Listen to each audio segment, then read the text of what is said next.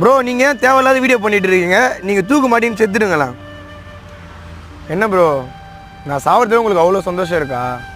எனக்கும் அப்பா அம்மாலாம் இருக்காங்கல்ல. நீங்களே இவ்வளோ சப்போர்ட் பண்ணிவிட்டு இன்றைக்கி நீங்களே என்னை செத்துப்போன்னு சொல்கிறீங்க.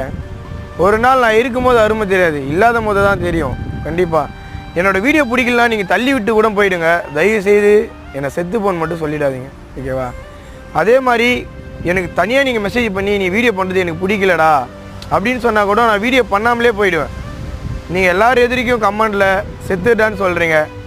நான் என்ன சொல்கிறதுனே எனக்கு தெரியல.